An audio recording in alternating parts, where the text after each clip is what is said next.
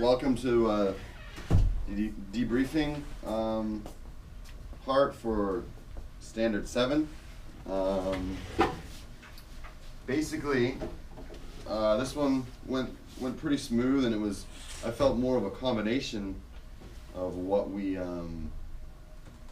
did and everything that seems that we did previously kind of was incorporated in this standard. So for standard 1, element 1 of standard 7, it says creating learning experiences. So for this part, I did you'll see as I talk about what happened during the lesson, there's a whole bunch of different experiences that we did. The first one started off with bell work, where I put up an equation on the board through Prezi,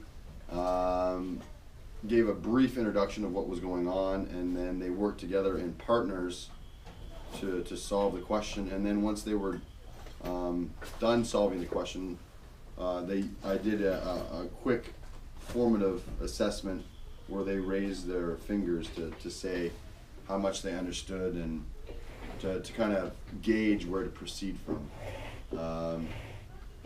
So you'll hear more about the different learning experiences that I incorporated. Next is sequencing of learning experiences. So basically we did, for the sequencing, we started with bell work. Then we got into sort of group work, which is talked about more in the next element. I'll talk about I had them do some group work. Then they did some partner work, like questions from the book. Then after that we did a peer evaluation, and then after that we did an exit slip. So the sequencing, I think, worked pretty well. So the next part we talked about planning instruction.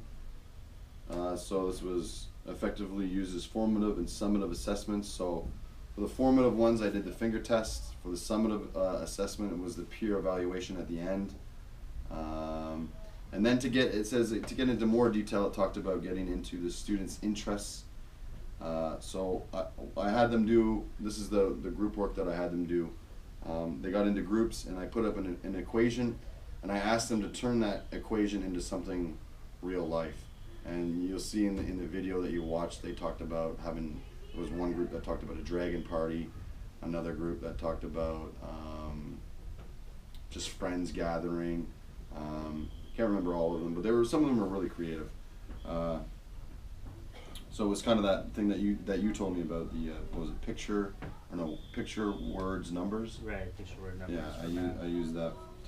That's another type of learning experience, but also I use that to get them to talk about their interests. Evidence-based instructional strategies. This is basically what I did here.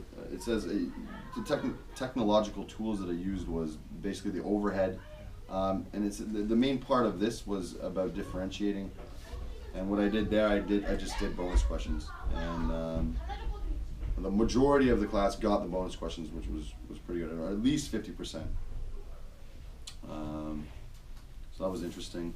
And